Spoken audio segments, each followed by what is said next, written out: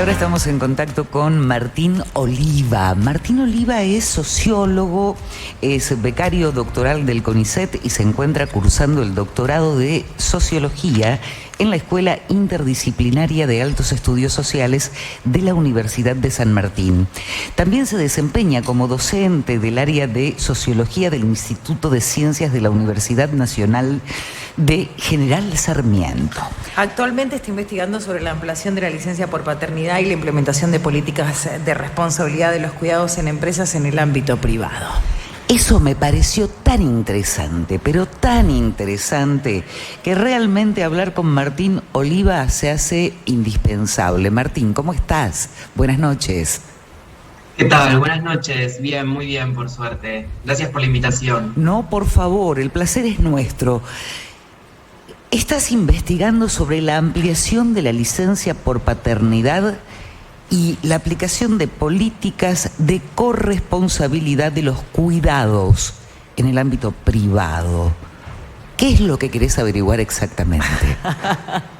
Claro, bueno, así es. Bueno, en la actualidad, como me imagino ya sabrán, porque es un tema que está bastante en agenda últimamente, en la Argentina tenemos un sistema de licencias sumamente reducido para los varones, para quienes son padres, y es un sistema de licencias que viene desde los años 70, ¿no? La ley de contrato de trabajo es de 1974, fue reformada en el 76 durante la dictadura, y es una ley que prevé un rol bastante tradicional para los varones en lo que hace a la conformación de la familia, ¿no? Otorga solo 2 días de licencia por paternidad, lo cual de alguna forma es una manera en que el Estado está diciendo que los varones no tenemos responsabilidad de hacernos cargo del cuidado de los hijos, ¿no? Es una locura, sí, es una locura. Es Además, bastante...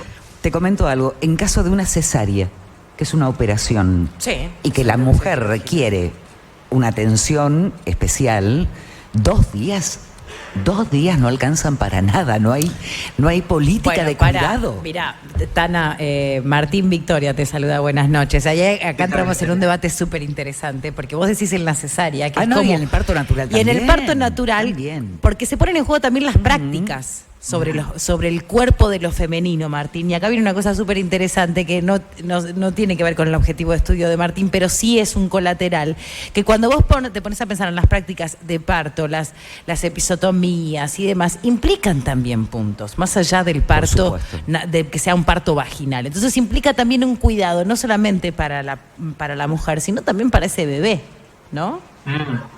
Totalmente, ¿no? Y además pensemos también que es una ley que, por ejemplo, no contempla los casos de adopción, no contempla tampoco los casos de familias homoparentales. Claro. Digo, es una normativa que piensa un modelo de familia que no es el modelo de familia real, por decirlo de una forma, no representa la diversidad de familias que podemos conformar en la actualidad. Entonces, digo, es una ley que necesita realmente ser reformulada, ¿no?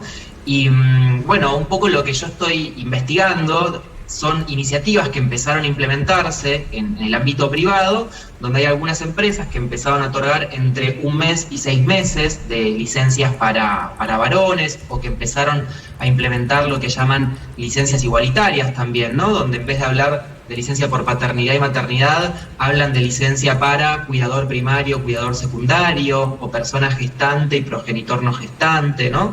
Como forma de ampliar este esquema a las diversidades de familias que pueden haber, ¿no?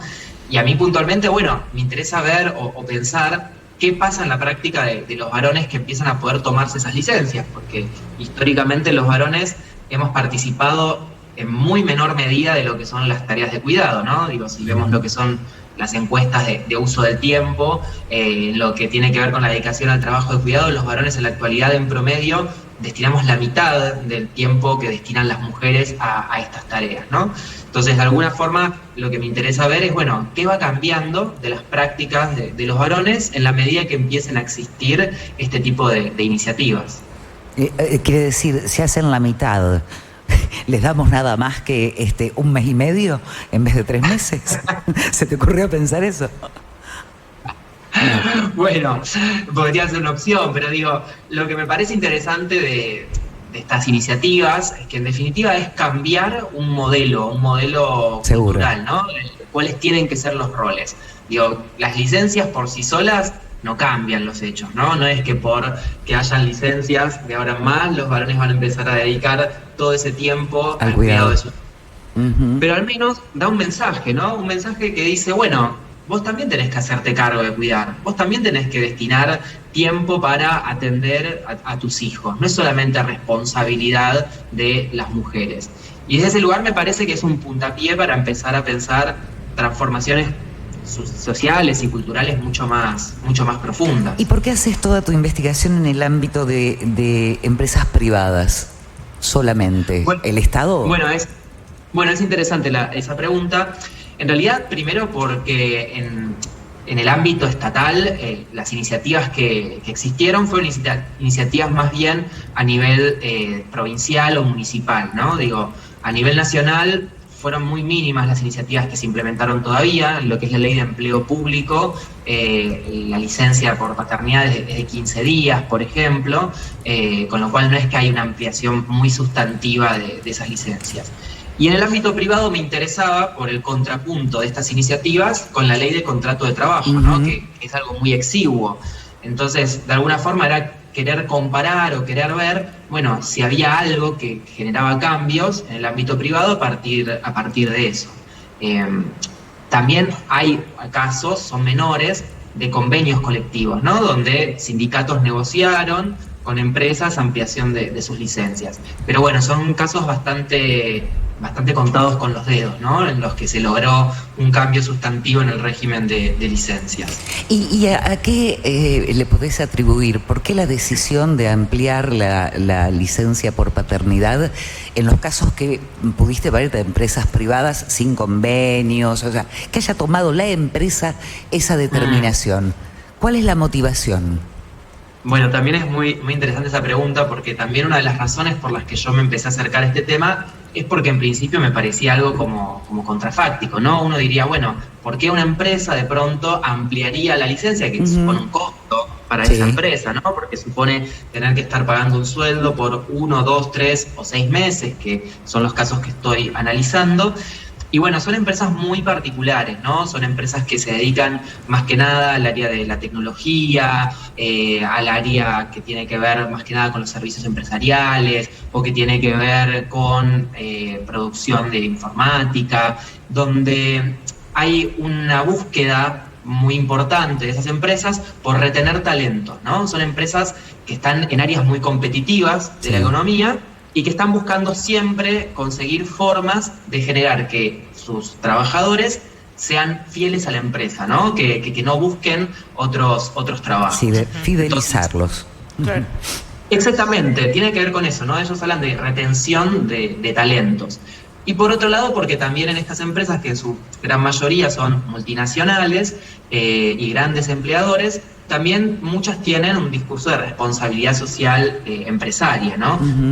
Con lo cual eso también va moldeando parte de estas prácticas. Muchas, por ejemplo, firmaron lo que fueron los acuerdos web, que son unos acuerdos que se firman con ONU Mujeres, que son de empoderamiento hacia las mujeres, y entre ellos hay una serie de puntos que tienen que ver con los regímenes de licencias por este cambio en relación a los patrones de cuidado. Y bueno, desde ese lado es que viene también parte de esta iniciativa. Martín, ¿cómo estás? Buenas noches, Marcelo te saluda. Mi consulta tiene que ver en realidad con qué es lo que te motivó a hacer este tipo de investigaciones de cuidados y de equidad de género. Bueno, ahí viene algo también quizás muy personal, ¿no? A ver, yo de alguna forma me empecé a chocar con esta desigualdad, ¿no? Que vemos entre varones y mujeres en relación a las tareas de cuidado, con experiencias muy propias, muy familiares. A mi mamá, que fue quien se hizo cargo del cuidado nuestro nuestro, mío y de mis hermanos, durante todo lo que fue nuestra infancia y adolescencia, además de trabajar de forma remunerada. Ella también después se hizo cargo del cuidado de mis abuelos, ¿no? Cuando ya mis abuelos estaban enfermos ambos y ya estaban muy mayores. Y yo veía constantemente en mi mamá una mujer que prácticamente no tenía nada de tiempo para sí misma, ¿no? Ella dedicaba todo su tiempo a cuidar de otros y a trabajar a trabajar de forma remunerada. Y eso tuvo sobre ella repercusiones muy graves sobre su salud. Y bueno, eso también empezó a cuestionarme a mí, ¿no? Bueno, ¿por qué recaía toda esa responsabilidad sobre mi mamá? ¿Por qué no había más asunción de esas responsabilidades por los varones de mi familia, ¿no? Y empezar a reflexionar sobre eso y sobre los efectos que tuvo sobre la salud de ella, me motivó a empezar a preguntarme, bueno, ¿qué es lo que nos lleva a varones a tener una disposición distinta en relación con los cuidados? ¿Y qué podemos hacer para modificarlo, ¿no? Por otro lado, también... Y decidiste ir a la raíz, digo, desde el vamos al arranque. Cuando esa persona está siendo gestada, hay que pensarla también. Y sí, totalmente. Digo, porque en realidad uno empieza también, podríamos decir, digo, los momentos que tienen que ver con la paternidad, con el cuidado de un niño, digo, son momentos realmente de una entrega absoluta de tiempo que tiene que haber, ¿no? Digo, un niño es una persona, y sobre todo un bebé recién nacido, alguien que demanda mucha atención, mucho tiempo. Y en ese cuidado cotidiano que un adulto tiene sobre ese niño, se van gestando toda una serie de disposiciones morales que tienen que ver con estar atento a las necesidades de un otro, reconocer qué es lo que hay que hacer para cuidar de ese otro, que después también son habilidades que aplicamos para el cuidado de otras personas, ¿no? Entonces me pareció interesante empezar a indagarlo desde ahí, y también, bueno, por algunas cuestiones personales en relación a imaginarme en un futuro como padre también, ¿no? Y querer también imaginarme y pensarme como un padre responsable, atento y que también pueda vivir esas experiencias de cuidado, ¿no? Porque yo creo que nos enriquecemos mucho también del cuidado, y creo que algo que nos pasa a muchos varones cuando nos alejamos de esas tareas o cuando las ponemos en un segundo plano es que nos perdemos también parte de conectar con otros, ¿no? Hay una parte de la sensibilidad que estamos perdiendo y que me parece necesario también trabajar. Martín, ¿pensás, así como estás estudiando este tema de la paternidad, también investigar, porque tiene mucha relación, se me ocurre, el cuidado de mayores? Bueno, sí. Lo dijiste recién con tu madre, ¿no? Pero... Sí. Digo, en este momento, bueno, sí me estoy enfocando específicamente en lo que es el cuidado infantil, pero más a futuro también me interesaría seguir pensando la relación entre masculinidades y cuidados de adultos mayores. Uh-huh. Porque la verdad es que también en ese campo el cuidado está sumamente feminizado, ¿no? Digo, cuando hablamos de los cuidados en general, los cuidados están feminizados en la Argentina, ¿no? Quienes estudian, por ejemplo, también el cuidado de personas con discapacidad dan cuenta de esto muy, muy claramente. Digo, suelen ser siempre las mujeres quienes están al rol de los cuidados de un familiar que requiere algún tipo de asistencia particular. Uh-huh. Ahora, lo que tiene también un poco la situación del cuidado de los adultos mayores es que, de alguna forma, quizás es un tipo de cuidado que es más difícil romantizar, ¿no? Porque cuando hablamos de un bebé, siempre aparecen como esas imágenes románticas de, bueno, qué lindo cambiarle el pañal a un bebé, qué lindo ver cómo progresa, qué lindo ver cómo crece. Ponele. Sí. Cambiarle el pañal. Hay un rasgo de ternura que es real. Mirá, te voy a intervenir acá para que lo enganches, Martín, también, porque recién hablabas de la discapacidad. ¿Y qué tema la discapacidad? Las personas mayores con discapacidad y sus cuidados también. Porque hasta con la infancia y la discapacidad tenemos esta ternura que decís vos, pero en el caso de los adultos y adultos mayores con discapacidad también es otra. Y ahí te dejo seguir hablando. Otro tema, sí, es cierto. Bueno, claro, es que en el cuidado, y sobre todo una persona adulta mayor que requiere asistencia cotidiana, ¿no? Digo, porque hay adultos mayores que, por supuesto, se desenvuelven totalmente por sus medios, incluso con discapacidad, pero hay algunos que están en situación que requieren una asistencia cotidiana. Lo cierto es que uno no ve en esas personas un crecimiento como ve también en un bebé, ¿no? Y sabés que lo que sigue posteriormente, sobre todo en un adulto mayor, es el proceso de la muerte, ¿no?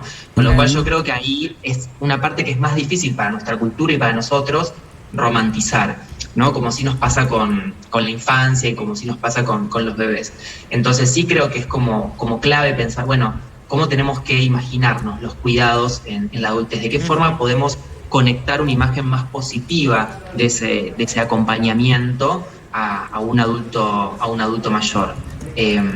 Bueno, en mi caso me tocó también vivirlo de cerca. Digo, cuando falleció mi mamá y quedó mi abuela también, mi abuela además también tenía una discapacidad visual que cada vez se fue siendo más progresiva y más dura. Y bueno, también a eso me interpeló bastante a mí, ¿no? ¿Qué me pasaba a mí como uno de sus nietos en relación al cuidado de ella? Y por momentos me aparecían imágenes que eran, no sé, muy negativas, pero tiene que ver con cómo la cultura nos va atravesando en relación a los estereotipos negativos de la vejez, ¿no? Sí. Martín, para despedirte, ¿cuándo va a estar lista esta? Yo sé que llevan años, tiempo, pero esta tesis doctoral tuya. Uy, qué pregunta. Esas preguntas son las que los becarios odiamos que nos hagan. Bueno, pero hay que hacer, alguna vez hay que pero ponerle tenés un fin, plan, tenés claro. un plan de investigación. No, tengo un plan. A ver, idealmente en el plan, si hago las cosas bien, y no me demoro, estaríamos hablando que para fin del año que viene tendría que estar ya mi tesis. Pero bueno, esperemos que haga las cosas bien, que no me demore de más. Bueno, igualmente más allá del cierre también podemos comunicarnos más adelante para poder charlar un poco más sobre este tema que nos parece súper interesante y que nos vayas contando y relatando cómo viene el proceso. Obvio, por supuesto. Muchísimas gracias, Martín. Gracias por este contacto. Gracias por la invitación. Ok. Hasta luego. Martín Oliva. Bueno, a propósito, ¿no? Sociólogo, actualmente está investigando sobre la aplicación de la licencia de paternidad y políticas de corresponsabilidad. ¿Cómo me gustó? Corresponsabilidad en empresas. Me encanta, sí. ¿Viste cuando decían hay que poner las barbas remojo y subirse los pantalones? Sí, señora. Bueno, de esto se trata, lo que está estudiando Martín Oliva, lo que está investigando, sociólogo.